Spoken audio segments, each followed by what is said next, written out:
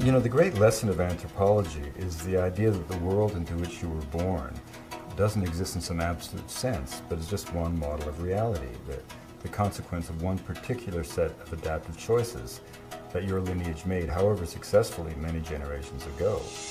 And the other peoples of the world aren't failed attempts at being you, or in our case, failed attempts at modernity.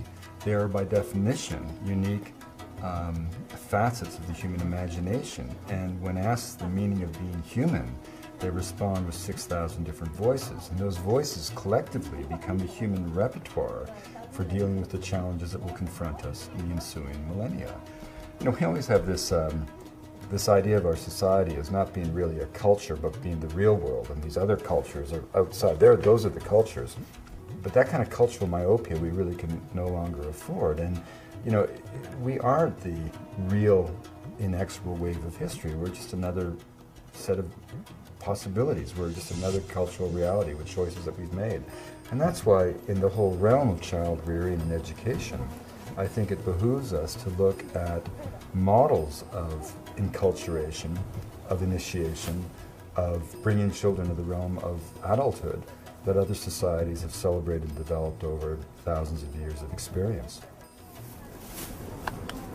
There is no doubt that if we look honestly at the traditional forms of education and compare them to today's modern education system, that the traditional forms of knowledge fostered sustainability. All these cultures were not perfect, but they did know about their own specific climate, soil, water, and they did manage to survive independently, in charge of their own lives, for generation after generation. In the modern economy and with the modern educational system, the children learn nothing about that, but instead they learn how to use essentially corporate products in an urban consumer culture.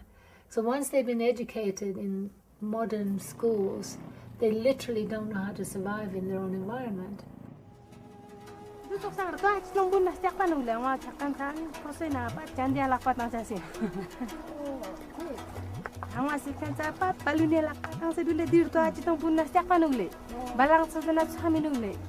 Education is not simply the transmission of information. It's by definition the transmission and indeed the enculturation, or one could say more harshly, the indoctrination of a child into a certain way of knowing, a way of learning, a way of being. And again, when we project our notions of what education is or what a way of being is overseas into other people's lives, we forget that we're projecting just something that we made up, right?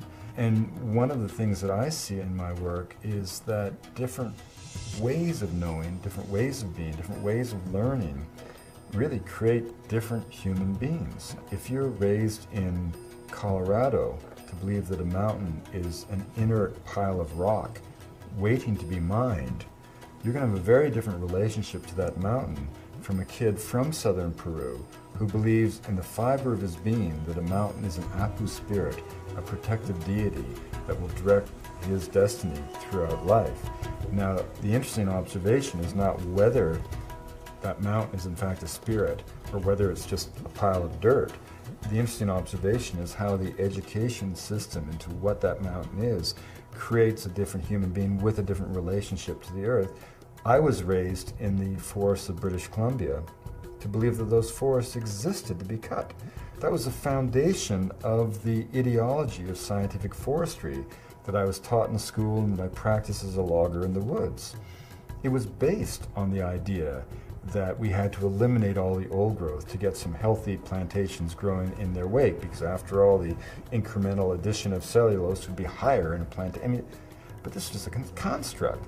But critically, that belief system made me a very different human being with a very different relationship to that forest than my friends from native communities who believed that that forest was the abode of Hukuk and the crooked beak of heaven.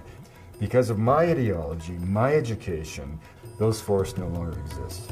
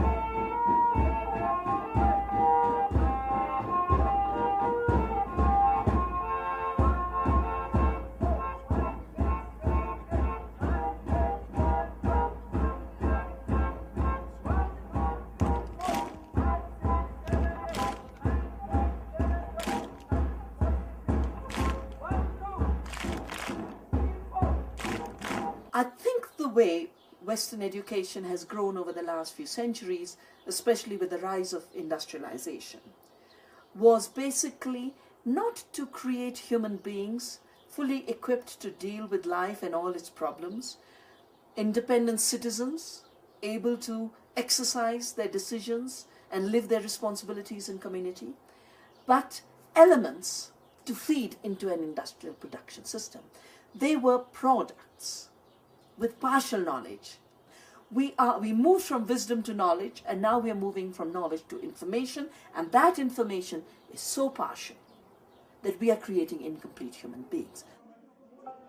If we look back at the beginning of so-called education, the agenda was very clear.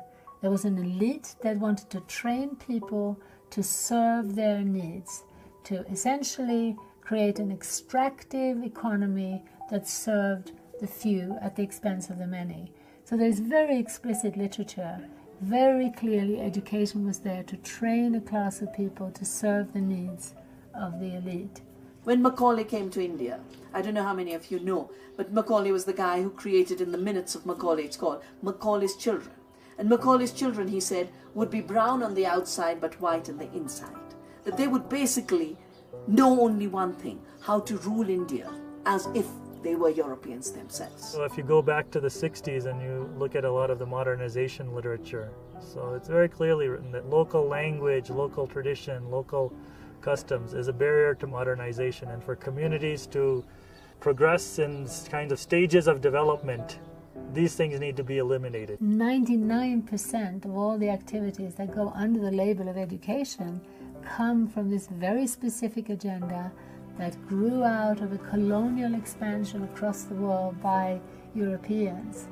And now in different countries in the so-called third world, the basic fundamental agenda is the same, is to pull people into dependence on a modern centralized economy, is to pull them away from their independence and from their own culture and self-respect,